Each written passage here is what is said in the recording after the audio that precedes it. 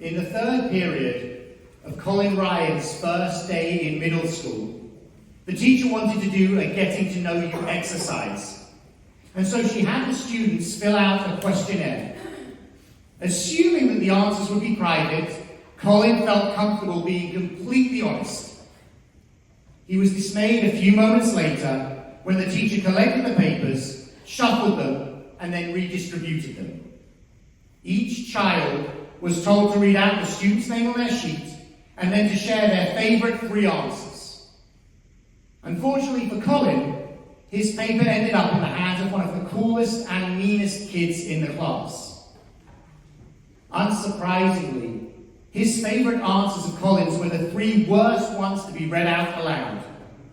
The first question, what's your favourite movie?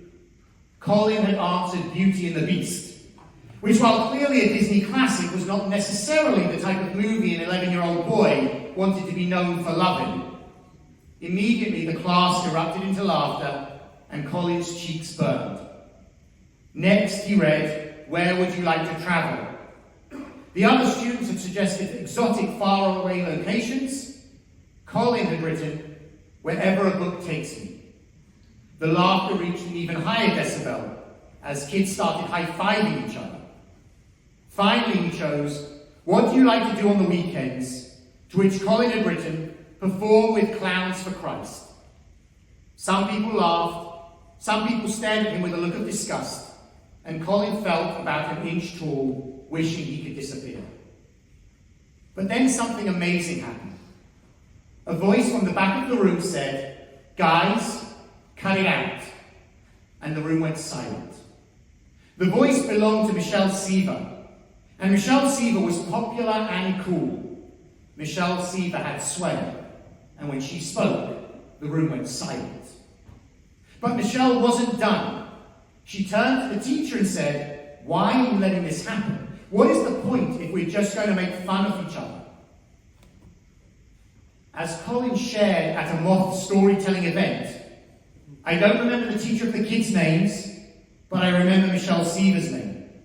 I remember how it felt when she spoke up for me, because she showed me that day that we actually have 3 options. You can be cool, and you might be remembered for a little while. You can be invisible, and you won't be remembered at all. But if you stand up for somebody when they need you the most, then you will be remembered as their hero for the rest of their life. This is what being Jewish is all about. Last week in our Torah portion, when we met Abraham and Sarah for the first time, we could have been forgiven for asking the question, why were they chosen by God? In the initial stories, nothing particularly stands out to help us understand what was so special about these 2 people that God declared, You shall be a blessing, and through you, all the families of the earth shall be blessed. I would argue that God's choice remains a mystery until this week and the story of Sodom and Gomorrah. The Torah is clear. These 2 places were quite literally the worst places in the world, filled with corruption, violence, abuse, and injustice. And so God decrees that they should be destroyed. But before their destruction, God asks a question. Shall I hide from Abraham what I'm about to do? God is waiting to see what Abraham's response will be, and our patriarch does not disappoint. Standing before God, he tentatively steps forward and essentially says, God, are you really sure about this? What if there are 50 innocent people in the city? Surely you, God, will not kill this innocent along with the guilty. I mean, this isn't the kind of thing that you would want to do, is it? Surely the judge of all the earth should deal with people justly. Abraham speaks up, and he convinces God to agree that if there are 50 innocent people, the cities will be spared. But then he continues, and he negotiates with God, bargaining his way down from 50 to 45 to 40 to 30 to 20, until eventually it is agreed that if there are 10 innocent people, then the cities will be spared. I doubt that Abraham approved of the behavior going on in Sodom and Gomorrah. I would guess that he was appalled by the reports of those two cities. But in the face of destruction, even for people he probably didn't like, Abraham knew that he had a responsibility, a duty, an obligation to stand up and to speak out. In this moment, he fulfilled God's covenantal promise by bringing blessing into the world. We are Abraham and Sarah's descendants, the heirs to their covenant, and we are therefore called upon to follow their example and to speak up against persecution, the abuse of power and injustice. Unfortunately, we know from our own history how easy it is for people to be silent in the face of prejudice, racism, anti-Semitism and violence. We know that it is easier to be a bystander than it is to speak up and ensure that our voices are heard. Too many times we have experienced the truth in Edmund Burke's words that the only thing necessary for the triumph of evil is that good men, and we will add women, should do nothing. Our Jewish obligation has always been to speak out and to act. We don't just do this when the Jewish community is targeted, although that is, of course, important. We do it on behalf of all communities because we remember that the original call to Abraham and Sarah involved all the families of the earth. In different language, the commandment is restated towards the very end of Torah, when Moses shares those things that God demands of us, not asks, demands, and includes the obligation, "V'ahavtem et hager, ki gerim hayitem be'eretz Mitzrayim."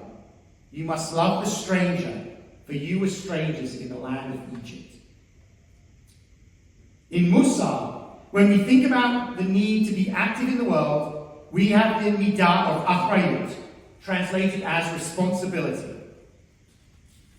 The Hebrew word itself offers us insights into what it means Jewishly to take responsibility. As Rabbi David Jaffe teaches, one of the interesting things about the word achrayut is the potential for it to be understood in two very different ways, depending on how you place the vowels. The Hebrew root, aleph, chet, resh, has two potential meanings. It could be achar, meaning after. When viewing achrayut through this lens, we have to be aware and take responsibility for the impact of our actions, and at times also for our inaction. We of course recognize that there are limits in terms of what we might be able to achieve, but we have to accept the burden of responsibility for the outcomes, whatever might happen as a result of us acting or not acting. But it could also be acher, meaning other. Viewed through this prism, achrayut is about recognizing that we have a responsibility that extends beyond our own person and our own well-being. We are responsible for our families, we are responsible for our communities, for our cities, and ultimately, we are responsible for the world. The burden of responsibility extends outwards from ourselves to ultimately encompass everyone and everything. In this week's Torah portion, we see the way in which Abraham accepted achrayut in both senses of the word. By challenging God, he had to recognize that there could be consequences for his actions. But the moral imperative to speak out was primary. And in choosing to speak out for Sodom and Gomorrah, he was recognizing that he had a responsibility for the people of these other cities, despite their negative behavior and their potential rejection of God. How do we each understand our own achrayut? And how will we act in this world to take responsibility for what happens around us? Abraham's example is so important for us because in his drive to protect people, he was willing to stand up to the ultimate power in the universe and challenge God. He did not flinch. He did not hesitate. He stepped up when the time required people of good conscience to speak out. And more than this, he did not just defend his own group. He spoke up for the stranger, the person who was different. The destruction of Sodom and Gomorrah would have had little impact on Abraham's life. It wasn't his community. But he knew that his covenantal charge required him to speak out, to defend all people, even when it meant challenging God. History books are filled with incidents and moments where people failed to speak out, primarily because they were not the ones directly affected. We all know how those periods ended, and we all know how we judge those people and those periods of history. Taking achrayut, responsibility, can feel daunting. How can we possibly fix all of the things that require our attention? How can we defend all of the groups that need protecting? How can we make a difference? But we know that there is power in a single voice. Be it Abraham's challenging God, or Michelle Seaver's challenging the teacher in her classroom. As Jews, we have never been a quiet people. We are always called upon to raise our voices in praise of God, to support our community, and to protect those in need. We have always been ready to stand up and to speak out. And then, through our voices and our actions, we will be a blessing like Abraham and Sarah, and we will bring blessing through us and to all the families of the earth, that they should all be blessed. Shabbat Shalom.